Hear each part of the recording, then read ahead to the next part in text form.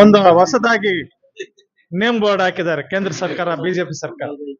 ಮೊದಲಿದ್ದದ್ದು ಮಹಾತ್ಮ ಗಾಂಧಿ ಹೆಸರಿನಲ್ಲಿ ಇದ್ದಂತಹ ಒಂದು ಯೋಜನೆಯನ್ನ ತೆಗೆದು ಇವತ್ತು ಜಿ ರಾಮ್ಜಿ ಅಂತ ಹೇಳ್ಬಿಟ್ಟು ಒಂದು ಹೆಸರನ್ನು ನೀಡ್ತಾ ಇದ್ದಾರೆ.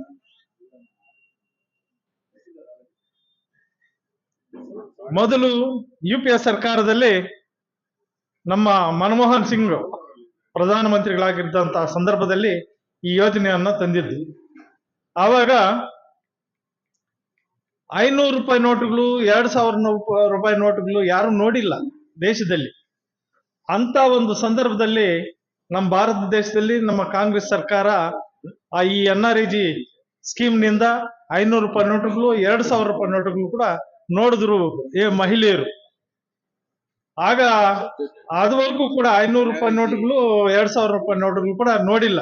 ಅಂತ ಒಂದು ಸ್ಕೀಮ್ ಅನ್ನ ತಂದು ಎಲ್ರಿಗೂ ಕೂಡ ಆಹಾರವನ್ನ ಒದಗಿಸಿಕೊಟ್ಟು ದಿನಗೂಲಿ ಕೆಲಸವನ್ನ ಕೊಡಿಸ್ಕೊಟ್ಟಂತಹ ಕೇಂದ್ರ ಸರ್ಕಾರ ಇವತ್ತಿನ ದಿನ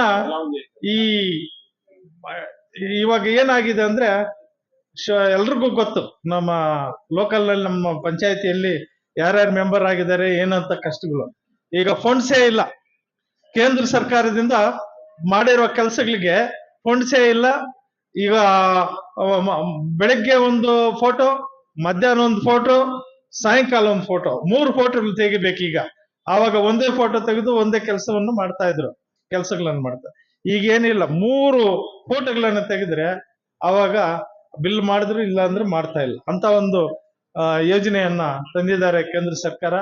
ನಾವೆಲ್ಲರೂ ಕೂಡ ಈ ಕಾರ್ಯಕ್ರಮಕ್ಕೆ ನಾಳೆ 23ನೇ ತಾರೀಕು ಚಿಕ್ಕಬಳ್ಳಾಪುರದಲ್ಲಿ ನಡೀತಕ್ಕಂತ ಈ ಯೋಜನೆಯ ಬಗ್ಗೆ ನಮ್ಮ ಕಾಂಗ್ರೆಸ್ ಪಕ್ಷದ ಕಾರ್ಯಕ್ರಮ ಹಮ್ಮಿಕೊಂಡಿದೆ. ಆ ಕಾರ್ಯಕ್ರಮಕ್ಕೆ ನಮ್ಮ ತಾಲೂಕಿನಿಂದ ಅತಿ ಹೆಚ್ಚಿನ ಜನಸಂಖ್ಯೆಯನ್ನು ಭಾಗವಹಿಸಿ ಆ ಕಾರ್ಯಕ್ರಮ ಪಾಲ್ಗೊಂಡು ಯಶಸ್ವಿ ಮಾಡ್ಬೇಕಂತ ತಮ್ಮಲ್ಲಿ ಕೋರುತ್ತೇವೆ.